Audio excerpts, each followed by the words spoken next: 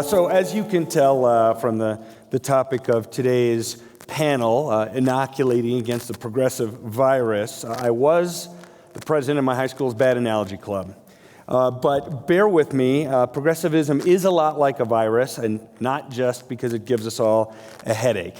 It's hard to know exactly where it comes from. There seem to be various ways that it can spread from one victim to another, from a carrier to the rest of us. Some viruses seem possible to eliminate, but others, like progressivism, they seem to mutate a little bit over time, just enough so that we can't completely fight them off. And also the other thing that's similar is that animals can't get human viruses, which is why I see in the newspaper a story about the town of Divide electing a dog as a mayor. I kid you not. So, joining me to talk about inoculating against the progressive virus, this brilliant panel of young conservatives here, I'll introduce each in turn, and we'll all keep on time. As a talk show host, I like to hit my breaks. We're going to start with Stacy Washington, Air Force veteran, Emmy-nominated TV personality, talk show host, and writer. Stacy has done it all, along with hosting her own show. She provides weekly commentary for the Allman in the Morning Show and regularly fills in as a host for multiple nationally syndicated radio shows. You've probably seen Stacy on Fox News or many other TV shows you watch. She's also a member of the Project 21 National Advisory Council. Help me welcome Stacy Washington.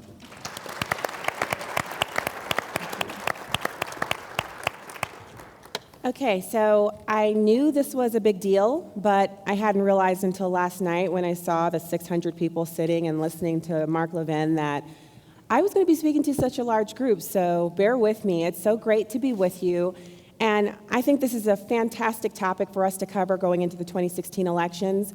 It's something that I actually feel like I know pretty well because I was an elected school board member. I was the vice president of our local school board and the School Board of Education, and it was a real journey for me going from someone who I could speak really well to small groups and my friends, but I had to start speaking to people and convincing people that completely disagree with me, people who were open and very proud of their liberalism and their progressivism.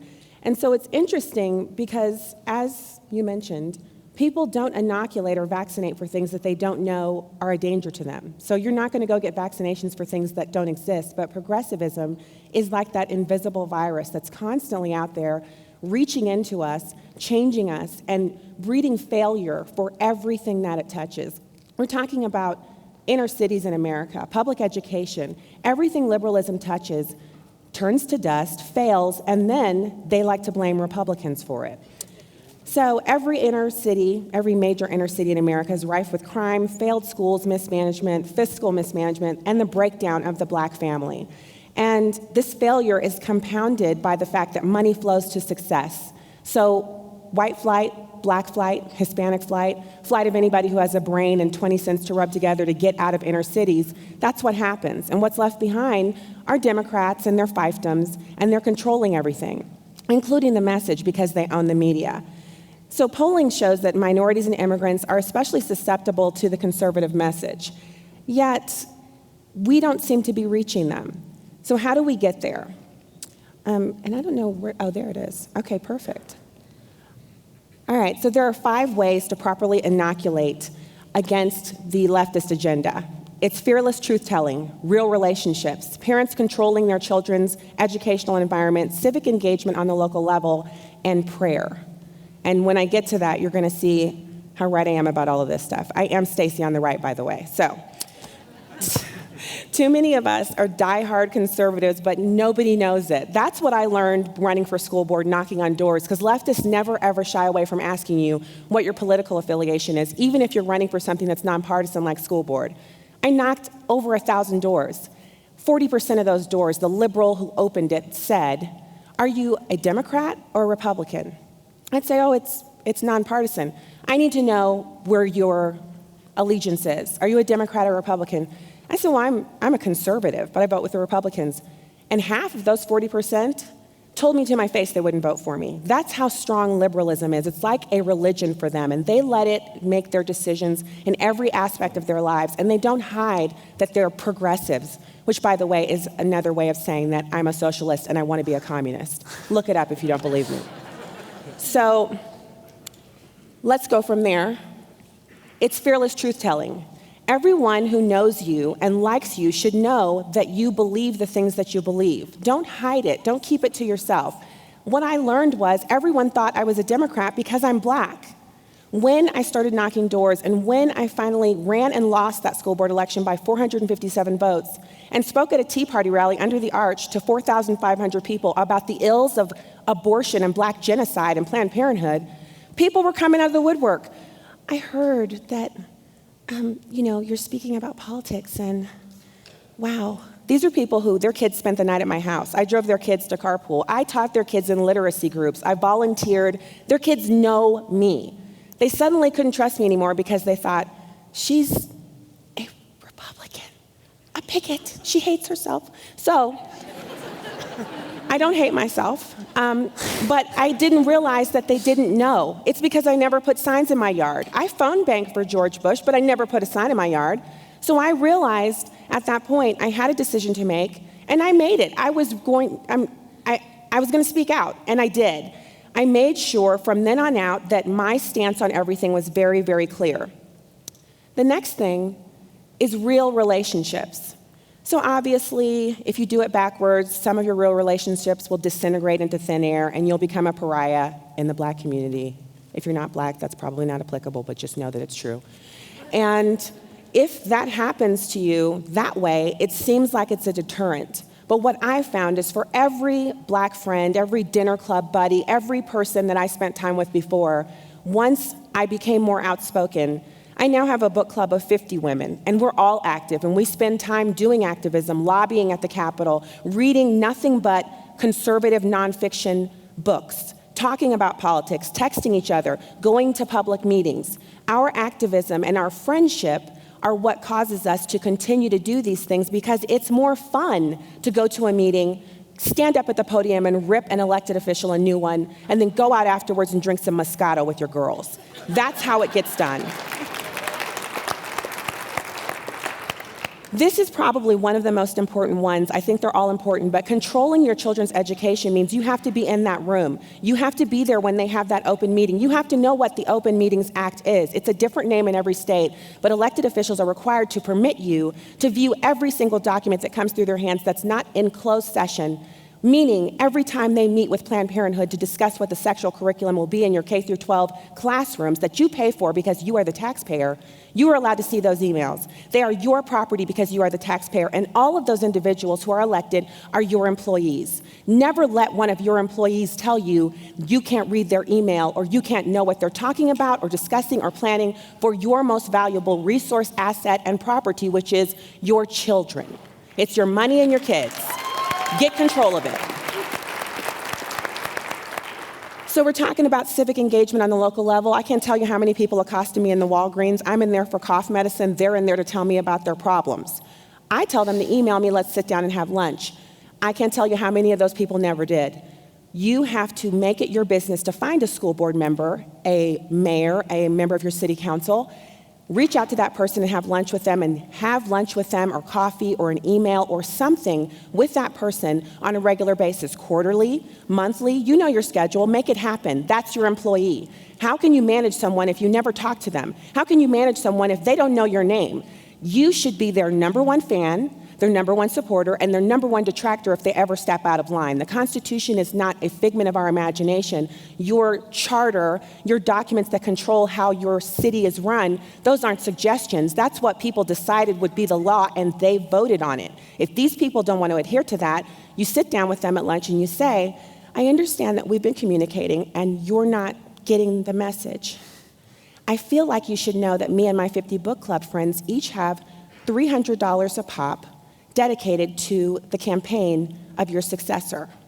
That's how you get them to listen to you, and they will change their mind or they will be removed from office by you. That's your power. Never let anybody else take it. So you're having lunch or coffee with these people. You're talking to them.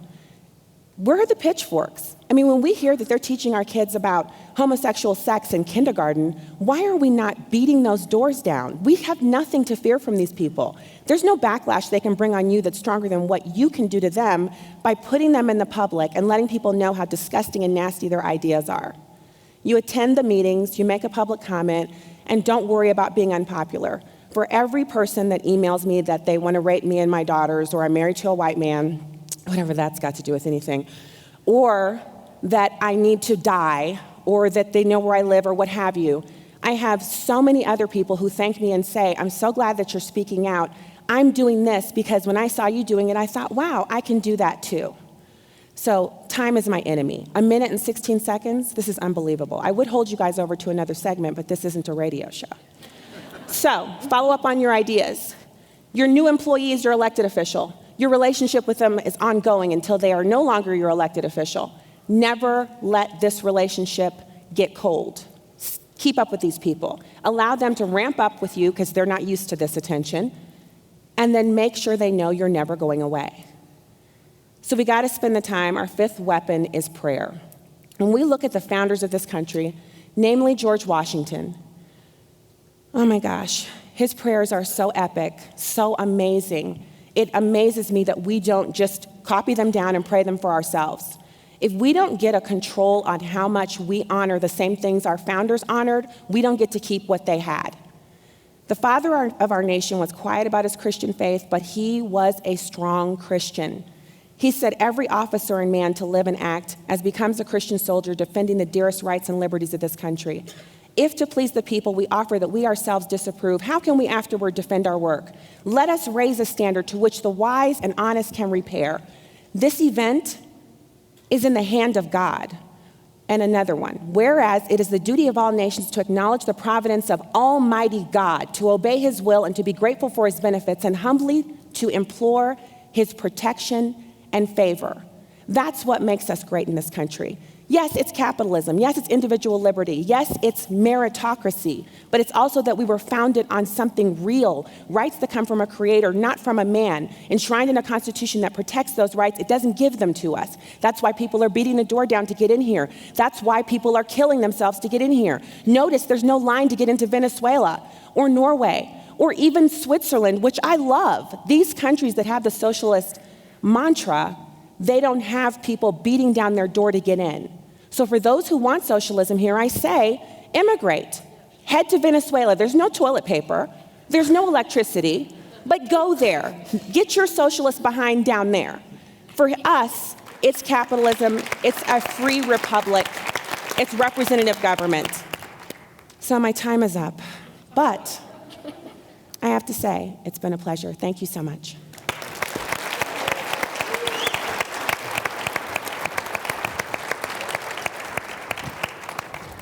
I feel bad keeping you to the break time. I know you're bitter, but don't worry. I'll be around later. You can ask him a lot more questions. Next, at 22 years old, Charlie Kirk has appeared on Fox News, CNBC, Fox Business over 90 times, including frequent appearances on Your World with Neil Cavuto, Varney & Company, and The Willis Report.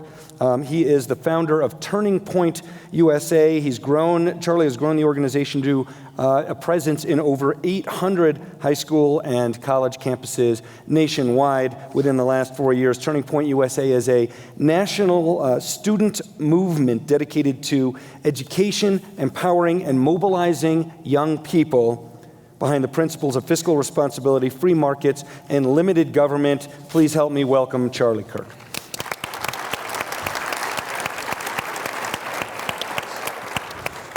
Thank you. It's always a pleasure to come out here to Colorado. I'm from Illinois, Chicago specifically.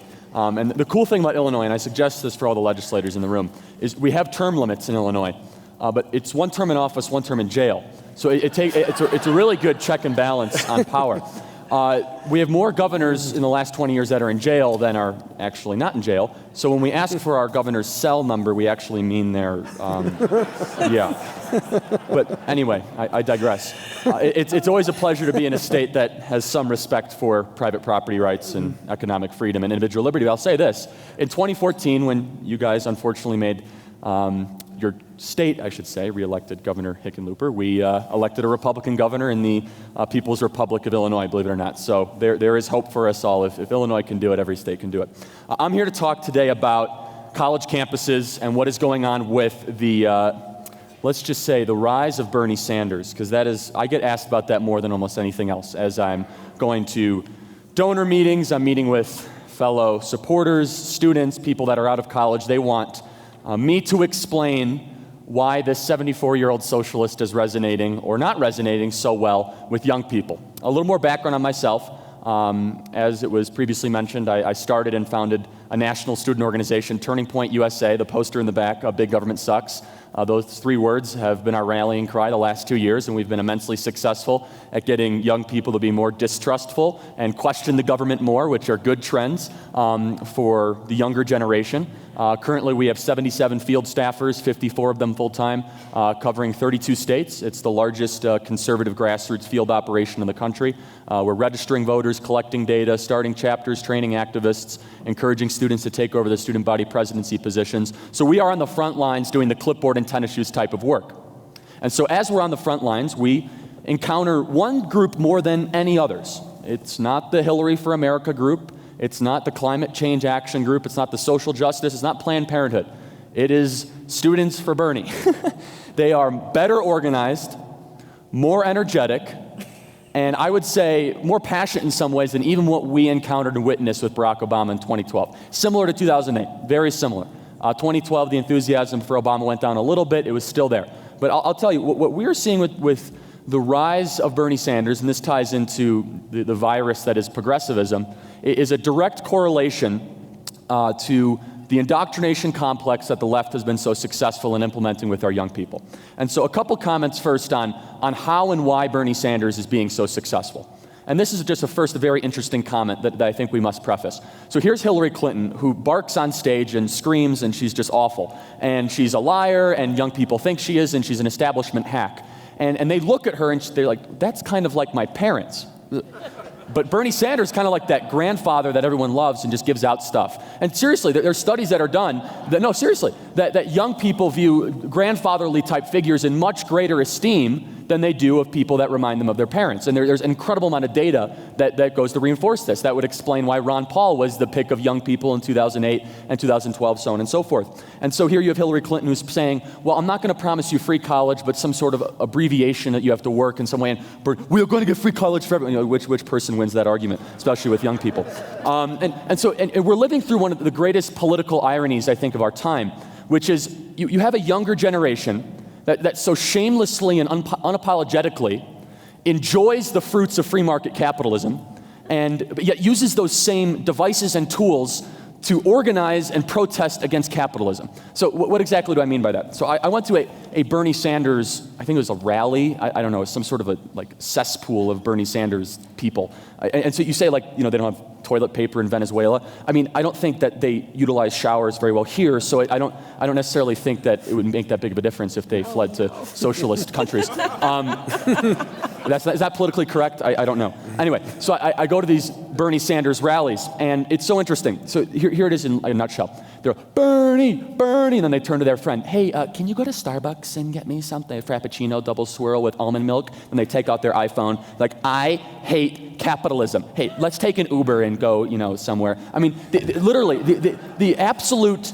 disconnect that these young people have is that they are enjoying and shamelessly utilizing the fruits of the free market while saying that we want a one-size-fits-all governing philosophy and socialism is great. And Thomas Jefferson, or I think it was Thomas Jefferson, or it might have been Madison, who said liberty breeds apathy. And that's exactly, I mean, our generation has it so great. We have seen so much technological innovation and advancement that we take it for granted. And so we think innovation just happens. We think that things just get better because that's just what happens. We think that heating and light and food and incredible accessibility to a higher quality of living is just how things are. And they have never been taught or told that there is another perspective, that like in Venezuela, that the grocery stores are empty, and that in Cuba people are fleeing and putting their life on the line to come towards freedom-centric countries. So it's very simple when you're talking to a younger audience. You can make this argument rather effectively. And say, okay, would you rather have a cafeteria school lunch or a customized Chipotle burrito? Would you rather use the Postal Service or FedEx? Would you rather use Blockbuster, they don't even know what Blockbuster is anymore, or stream a movie live on Netflix on your iPhone? Would you rather have a taxi cab or use Uber? And of course, all the answers are in the column of free market innovative capitals, every single one. And it's very interesting, my generation gets labeled, and rightfully so, it's a very accurate label, as being narcissistic, self-centered, egocentric, it's all about me. That's true. However, the good part about that is that sort of me-centric lifestyle demands customization. It demands new products. It demands that my iPhone must have exactly the apps to how I want it. If my Chipotle burrito is not exactly with the salsas and the cheeses and the beans to my liking, I'm going to go back and demand it. What does Starbucks say on the side of their cup? If your drink is not exactly to your liking, go back to your barista, we're going to make it back for you. And so our generation has been so focused on making sure everything is so right for us that if we can make the argument, say, okay, that's fine. However, you do know that capitalism, economic freedom, individual initiative, and entrepreneurship has made your self-centered voyage and crusade possible. Now that might not be very politically correct. Again, I really don't care.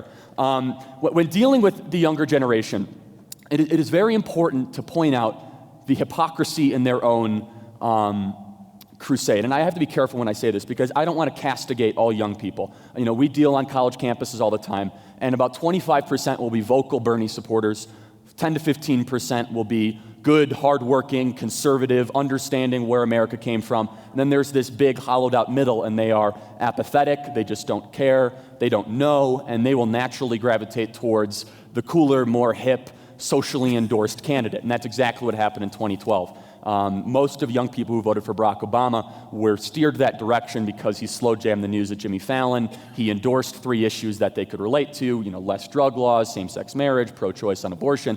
So how do you message to that middle, it's not even a middle third anymore, it's really a middle 70%, and that's growing. Our generation is increasingly independent. How do you message to them? And you talk about values and principles and ideas, and not about political parties and politicians and talking about right versus left. And it's a very important thing when dealing with young people. If you could preface it with this: both political parties got us in this mess. There is a bipartisan consensus in Washington, D.C. to continue to shrink freedom and liberty and make government bigger. And again, if you go to these Bernie Sanders rallies, which I encourage all of you to do, I think Boulder they have one daily or twice a day or something like that, so you can do that. But I encourage you to go to one of these and talk to these young people. And most of them do not even understand what socialism is. That's first and foremost. Secondly, we'll come with our big government sucks signs, and these Bernie Sanders supporters will like them. They think that's what Bernie stands for. He's like fighting the system. He's like the man that's going up against the establishment, which again is exactly the opposite of what he wants. I mean, this is a guy that is a career politician that had no skills and absolutely no ability to make it in the private sector. So he decided to take old ideas, try to make them sound new, run for mayor of Burlington, Vermont, run as an independent socialist and got incredibly lucky, and then just rail against people that have been successful his whole life, using Twitter, by the way, which is, again, those evil billionaires. He loves using Twitter and Facebook to get out his message, which would not have been possible without the millionaires and billionaires and the venture capital funding that got put into it. But who are we to judge, right? So here's this guy that has made a profession off of growing government. And if you go to a younger audience and you say, listen, do you trust the federal government? Ask 3 simple questions, and I'm running out of time. 3 simple questions with young people, and the consensus will almost be 80 and 90% in our favor. Do you trust the federal government? 80 and 90%, well, of course I don't trust the federal government. Okay. Do you believe that you should have more freedom or less freedom in your personal life? Would you like more freedom or less freedom? They'll always say more freedom. Young people want to be free. They have that kind of spirit of rebellion is what we talk about, right? And the third and final question is, do you trust politicians when they promise you things? And they'll say no. And you ask that to a young person. Do you trust the federal government? Do you want more freedom or liberty? And do you trust politicians when you promise you things?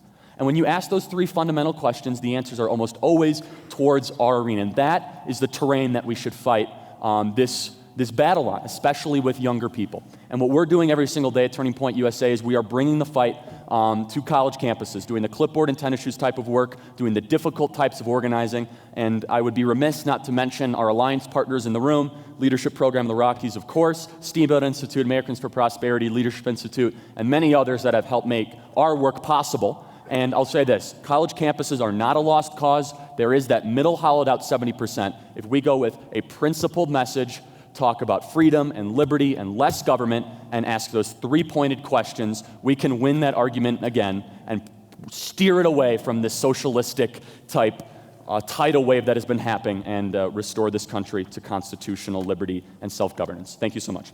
Well done.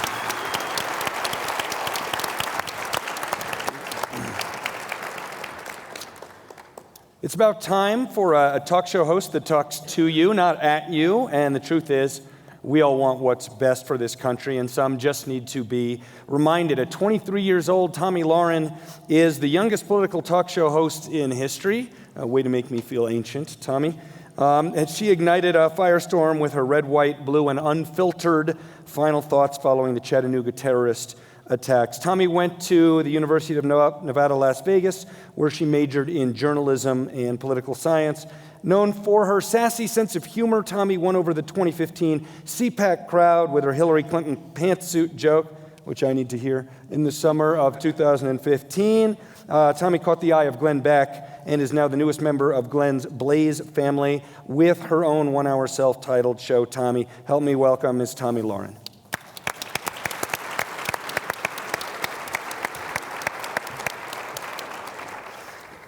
So many of you might know me and I'm much shorter than Charlie, so if you can't hear me, let me know. A lot of you probably know me online for my final thoughts, and that's what I'm known for. First it was Chattanooga, and now I made some comments about Beyonce. You know, she's such an underdog, so how dare I, right? But I've set the Black Lives Matter folks substantially, so that's my newest viral claim to fame. But I'm happy to be here. I'm from South Dakota, so many people don't know that I did go to school in Las Vegas, but this is more home to me than anything else, and I'm with Glenn now in Texas, so I've been kind of all over this country, which has given me the opportunity to see very different people, a lot of diversity. So the first thing is, let's talk about millennials, because a lot of people in the audience want to know so badly, what do millennials want? How do we get them to be conservative?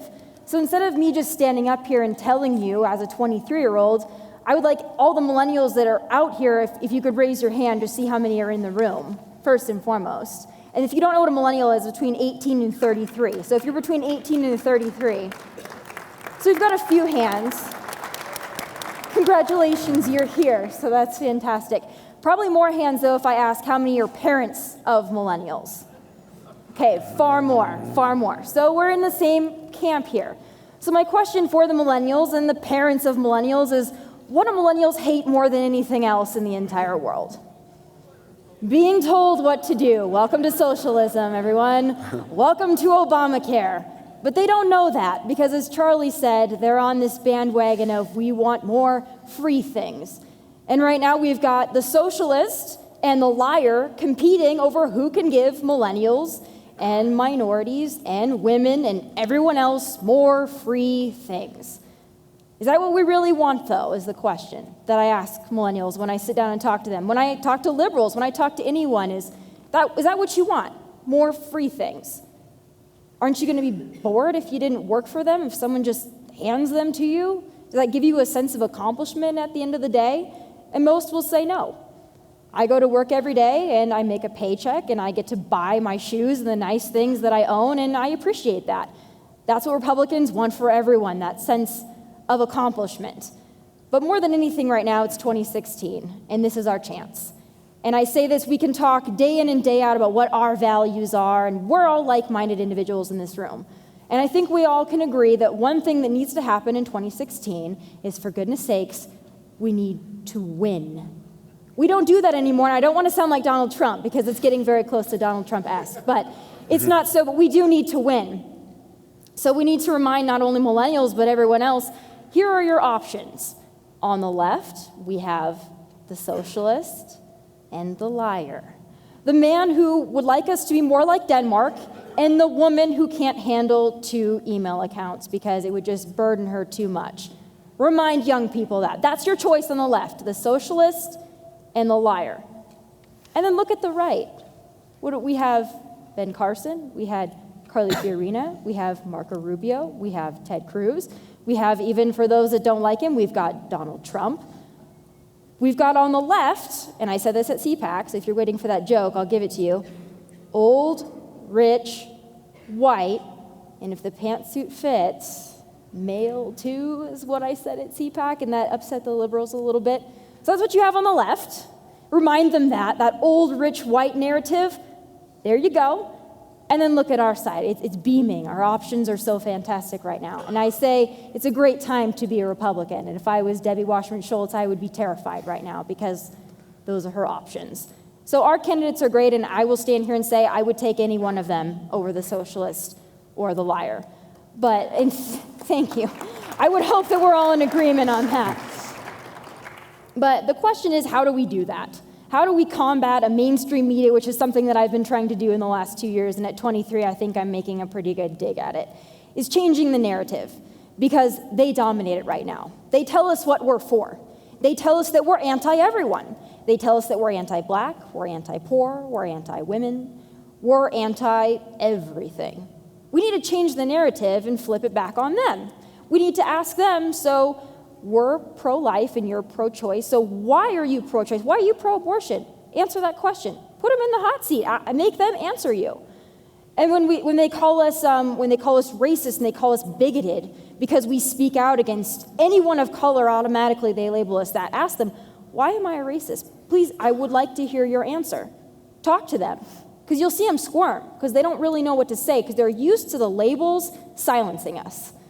As soon as you call a Republican a sexist, a homophobe, a racist, a bigot, we cower in our corner and we stop talking. And that's the worst thing that we can do, is stop talking.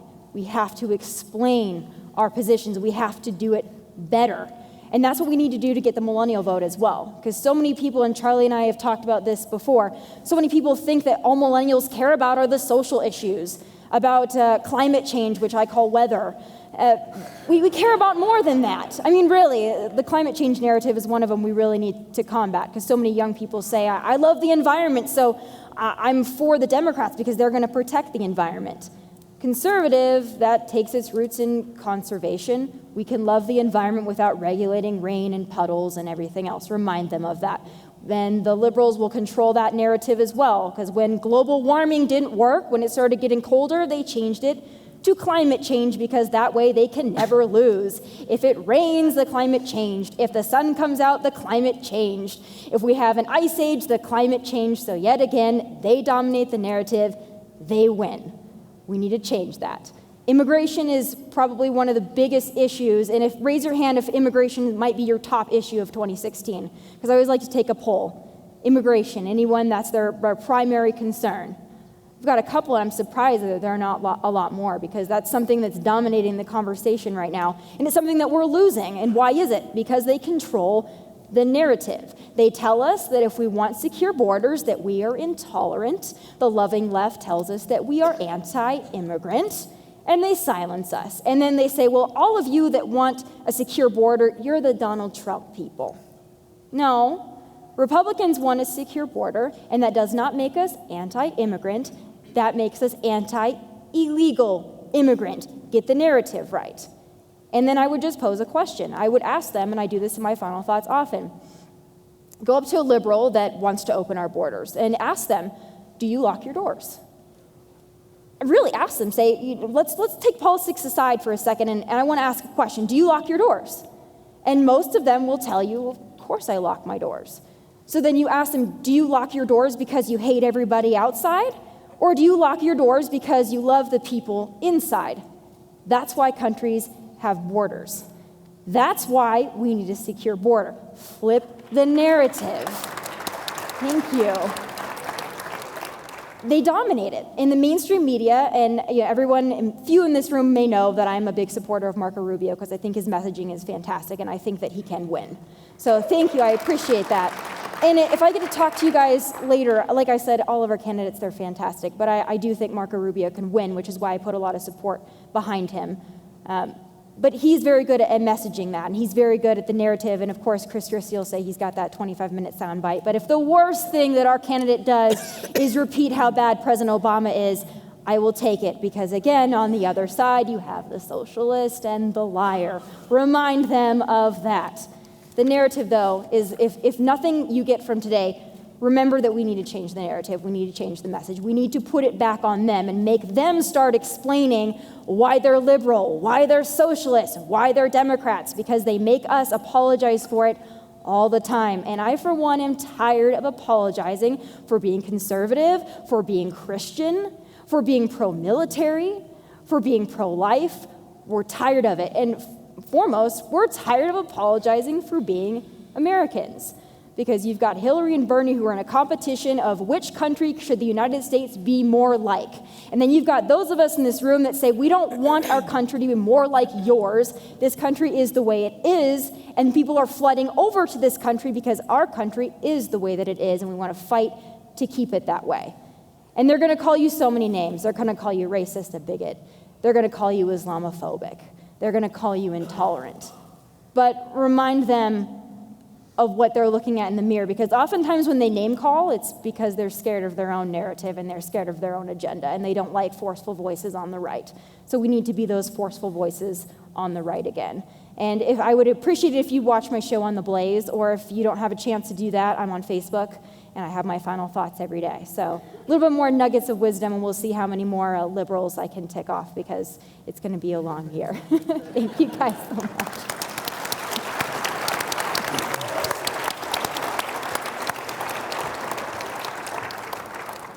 All right, now we'll have a little discussion, and I have some thoughts from what each of our brilliant panelists has said, and I'll maybe pose a couple questions, and any of you can take on questions that maybe I start with any of the rest of you, and then we'll have Q&A just after that.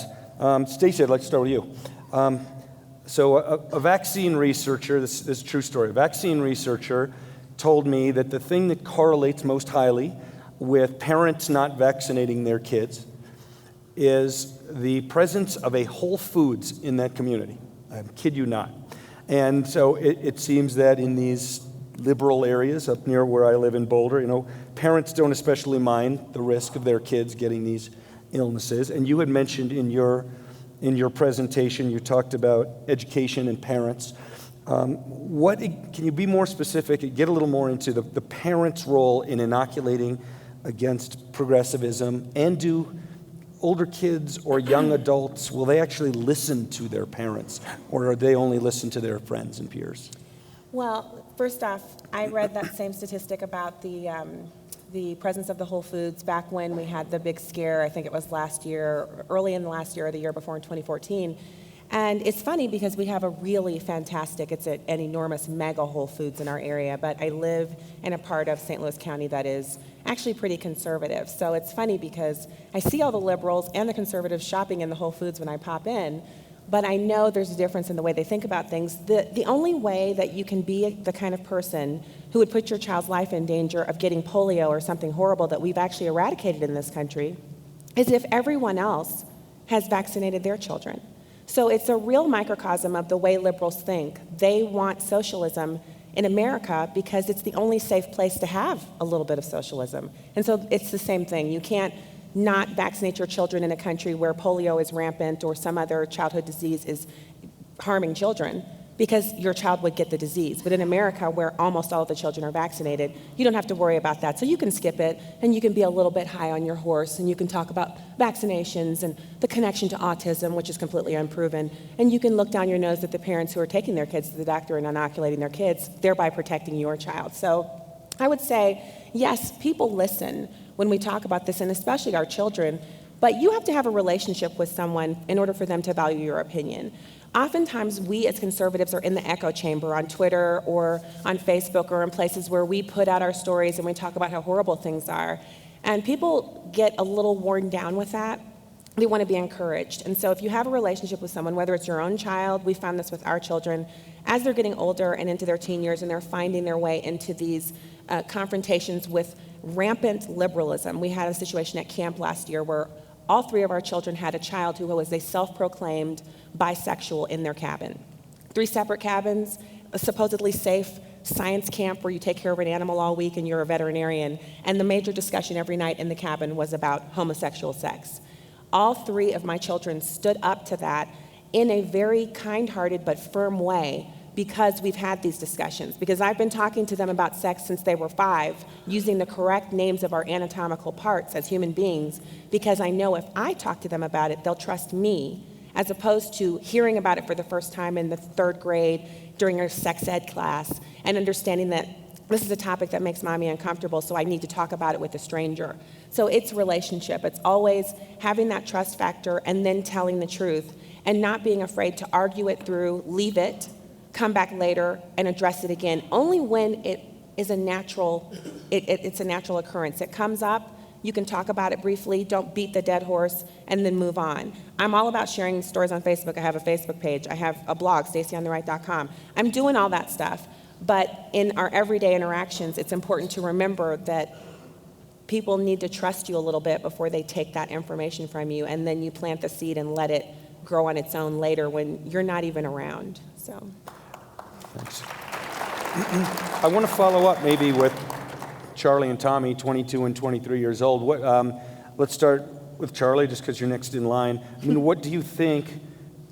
Do you think parents can be effective in changing the political points of view of their children, or do the kids, they care what their high school friends think or what their college friends think? Yes, they can be incredibly effective. And we hosted last summer the nation's largest Young Women's Leadership Summit. We're hosting another one this June, and Tomi's a featured speaker. We'll have 750 young women from across the country in attendance, the only of its kind. And we asked these young ladies that are 16 and 17, why are you conservative? And 90% of them will point towards a strong parental influence that made them read the Constitution when they were young, appreciate the founding principles of this country. And on that point of parental influence, and so it kind of ties in together into this whole liberal, this ironic liberal calamity that we have with younger people. So you go to a young liberal on campus and you say, why are you liberal? And a majority of them will say, well, in some words, I'm sticking it to the man, I'm being contrarian. Oh, really? Your teachers are liberal? Your textbooks are liberal. The media is liberal. Hollywood is liberal. Everything you read on Facebook is liberal. All the magazines that you read are liberal. The movies are liberal. Who exactly are you sticking it to the man to? I mean, really, you are the most conforming person I've ever met in my life. You are the opposite of a contrarian. And so it's so interesting because I had this discussion the other night over dinner is, the children of the 60s and the 70s, when they were protesting the Vietnam War, that was truly sticking it to the man. Like, there was a parent versus child dynamic. Today, they're trying to recreate that same kind of enthusiasm, yet they control everything. And so I think, yes, parents can have an incredibly important role. They should.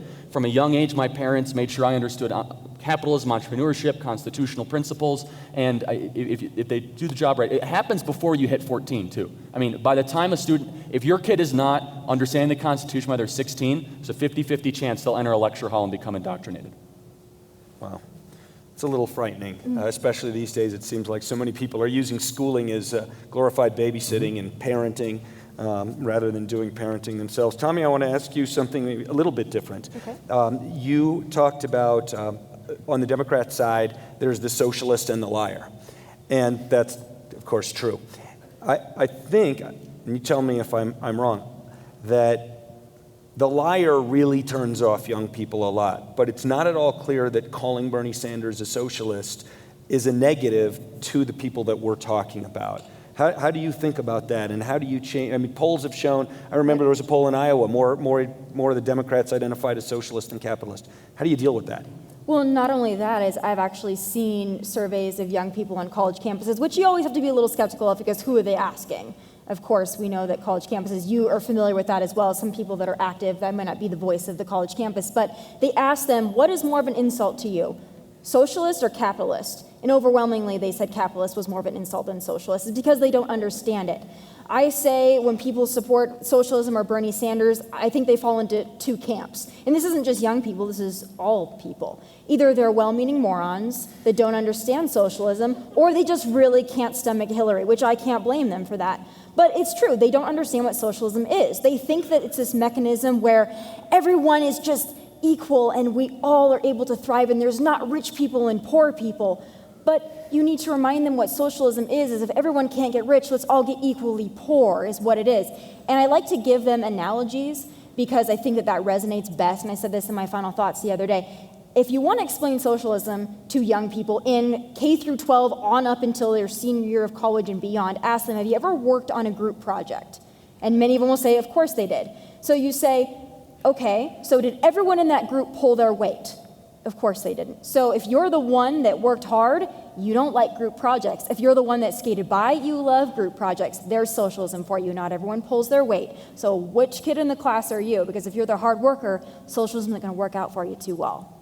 And to kind of piggyback off, Tommy's exactly right. And the cool thing about us being capitalists is we actually live our ideology. We could shamelessly argue what we believe and also live it in our daily life. So we believe in a free society where we treat people right, we create value, we trade, we interact, and that we respect private property rights, and that we're able to have that free society. You find a socialist on campus, they might say they're a socialist, but they do the opposite of living their ideology. They're a socialist that might get straight A's in class, and God forbid you ever knock them down on one point, you redistribute that credit to somebody else, and that they want, to live in a society that they can say exactly what I want. They don't live their ideology, and that's the cool thing that you have to make that argument, is that we, as capitalists and individualists, people that respect the Constitution, we live exactly what we argue for every single day. The socialists don't. They have one of two options. They can either live in a kibbutz or a monastery. That would really be living their ideology. Or they can become a dictator, because that's also the other part of socialism. They can steal from other people, demagogue, and then live a nice life. One of those two options, unless they're not truly living the life of a socialist.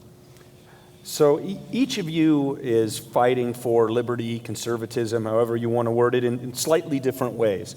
And one of the things that's sort of devious about viruses, sticking with our analogy, is that they'll mutate a little bit over time, so that if you try to block them, they do something a little different. So I'd like to ask each of you, and I'll start with you, Stacy, how do you see the forces of progressivism trying to counter the pro-liberty, pro-constitution, fundamentally American message and efforts that you're bringing to what you do? Or do they just ignore us and think we can't possibly win? Well, no, they pay close attention to what we say, because if they didn't, they wouldn't change the names of things. As Tommy pointed out, the climate change one is my favorite because there's something called the pause. And one of my favorite videos ever is on C-SPAN. It's Ted Cruz, and he's actually sitting on a committee, and they're discussing a completely different topic. And the Sierra Club president is sitting out on the dais, and he is being questioned, and he says, well, it's due to climate change. And when you open a door, Ted Cruz is going to stroll right on through. So he changes and starts questioning this man on this climate change being the driver for this governmental, regulation thing that they need to do. They just need to do it. And so as he gets into it, the more he questions this man, it becomes patently clear that he's completely unaware of the pause. You might be too. The pause is a 19-year period in which we are now dwelling and living and walking on the earth, where we're no longer in a warming trend. So they call it the pause because the liberals are just waiting until the warming begins again. And when it begins again, we will then convert ourselves back into global warming, and we will no longer be in climate change, okay? So he asked him about this, and he actually has to turn and consult with his, basically, the hand inside the puppet. And what am I supposed, what is, so one of the Democrats on the committee says, hey, wait. This isn't about climate change. This committee hearing is about, and Ted says, yeah, but he opened the door. And as an attorney, you know how that works. You open the door. Once this topic has been broached, we can discuss it. The point to all of that is they definitely understand that they're wrong, but they're like children. Have you ever met a 2-year-old or a 3-year-old and you say, oh, are you lying about that? And they're like, nope. Did you eat that? It's all over their face. Nope. Are you lying to me? Sweet face. Nope. That's how they are. So they change the names of things. They change the methodology, but it's all a progression to socialism, which they hate and loathe because they're in America using the capitalism. And it's fun and it's funny to poke fun at them, but it's also needed that we understand that there's an immaturity there. And there's a refusal to confront facts as they stand, that capitalism is why this country thrives. And that's why all the ideas come from here and not China or India or Pakistan or places with larger populations and more amounts of people who are well educated. It's because of the creativity and the meritocracy and all of the things that we've discussed here. So yes, they're going to change the names of things, but forget about the names, forget about left, right. Just think about how you connect with people and how, as we've all said, they're using the fruits of what they claim not to want anymore. So we have to point that out relentlessly and say, while you're on your iPhone tweeting about how you don't want, capitalism, I'm wondering, do they have iPhones down in Venezuela? That's a good question to ask. It's a good opening point. Charlie, same question for you. You're on 800 high school and college campuses. How are the forces of the left reacting? Are they pushing back against you? Yes, and we encounter this every single day. Our organization does, and with the help of FIRE, which is a great organization, Leadership Institute, Alliance Defending Freedom, we've had to file a lot more lawsuits than we probably would have wanted to against administrators in schools that will use their positions of influence to block, deter, and silence conservative groups or students on campus. A great example is Hagerstown Community College, a small community college in Maryland, where one of our activists who attended our Young Latino Leadership Summit, Mariah DeMartino, got trained up, fired up, found that she was a conservative. She knew she was always there, but she really got the training that she needed, goes into her college and gets the 250 needed signatures to start a conservative group on campus. And she was going to call it the Constitutional Club as to not be controversial, so she wasn't even going to use a political label. Submits her paperwork, gets a faculty sponsor, and lo and behold, they blocked and they put up administrative hurdles, and they cite that there's already groups like this on campus, which there aren't, and they say that it's very controversial to have a club discussing these ideas and principles. And so it's to the point now where you can't argue anymore. You just got to bring in the heavy firepower and start filing lawsuits, and we're there because you can't deal with these academics. These are people that are ideologues. They are Saul Alinsky disciples that are using their positions of influence to systematically indoctrinate the younger generation, and any kind of grassroots infiltration that's trying to present a group, an organization on campus that will present a counter-argument, they're going to try to thwart or block. One of the schools here in Colorado Springs, I think, got rated as one of the worst free speech codes in the country. And so the way you fight it, unbelievable institutional barriers there. And the final thing I'll say in that note is if we do not continue to support youth-driven organizations that will fight back against this liberal domination on campus, then we are going to continue to lose a generation. And this is, I believe firmly, the road to the White House goes straight through college campuses, and if we do not take the younger generation seriously, the left is going to continue to celebrate, because that's where they have staked their claim and that their successes originate. And Tomi, same question for you. Now, you're mostly in the world of the media, and I think few things scare the left more than conservative media, which actually have reach. How do you see them pushing back against you? Well, first of all, I will say I get more emails from young men and young women, but especially young women that email me to my fan email. They find out the email address, and I read them, and they say, Tomi, I go to school in Pennsylvania. I go to school in Colorado. I go to school in Boulder and some of the enclaves of obviously liberal-dominated places. And they say, I'm a conservative, but I share some of your videos on Facebook, and all my friends yell at me, and they say I'm a bigot, and they say I'm intolerant. And my teachers, I'm afraid, because I'm afraid if I show that I'm conservative, and this is all the way up to college age, that they're going to dock me on my papers. And this is important for me, that I do well, so I don't want to say anything back. So thank you for being a role model, but I don't really know what to do, so thank you for being our voice. And I always email back and I say, I appreciate that you call me a role model. I appreciate that more than anything in the world. But there is things that you can do. And I do it, excuse my language, by being a smartass. And I did it in college all the time.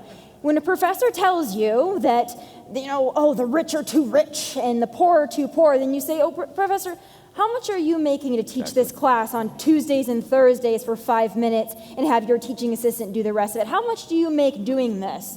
By the way, what did you drive to school this morning? Did you walk? Did you bike? Oh, I don't think so. That's right. You drove a car. So clearly you're not this, green activist that you proclaim to be. And over again, point out the hypocrisy. Women's studies is another great way to do it, because the contradiction of the feminist movement is so striking. And that's what I love to tell young women. And I know I'm running out of time, but I will say, being in the position that I am, you said nothing scares the liberal media more than conservative voices. I'll do you one better. Nothing scares the liberal media more than African-American conservatives and young blonde conservatives, because they don't know what to do. They're like, what do we do with this? She doesn't look like the Republican. So what do? The feminists come after me, and I love it more than anything. Whether it's the Black Lives Matter folks that in the same sentence, they will tell me, Tomi, you're against Beyonce, and you're against the Black Panthers, so you're a racist cracker. And I'm like, say that slowly. I am the racist cracker. Okay, so we see the problem here. The feminists, again, they go, you hate women, you hate Hillary Clinton because you're just a dumb bimbo with blonde hair. So you're a feminist, but you're coming after me for my looks because there's no way I could be intelligent because I'm young and blonde. Flip it on them, just like I said, the narrative, because there's so many contradictions in socialism and liberalism and progressivism, and they just don't realize it. So if you point it out to them, they will be quiet. I promise you they will, because I do it every day, and I love to watch them squirm because they don't know how to take me. It's great. Excellent, thank you. In the interest of time, we'll take, I think, 2 questions. If anybody has questions for any of these great young minds on the panel here, and we'll start right over there. Great, thanks. Hey, I'm Johnny Thomas. I'm here from Colorado Springs. I'm a millennial. And like a good millennial, I just followed everybody on Twitter, so you're welcome. Thank you. You're welcome.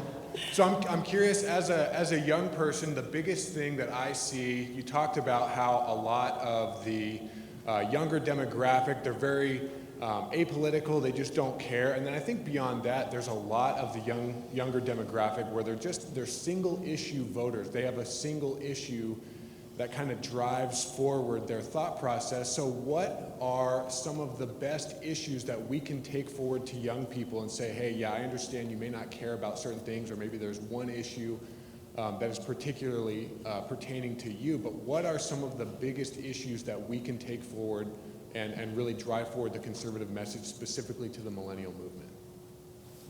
Who wants to go? Sure, Charlie, we go all ahead. have answers to that. I have 2 quick ones that work really well on college campuses, and it flips the narrative. They say they're pro-choice. All right, let's test that. Are you pro-school choice? Do you believe that anybody, a young African-American woman in the bad part of Denver can send her kid where the rich kids can go to school? You say you're pro-choice, fine.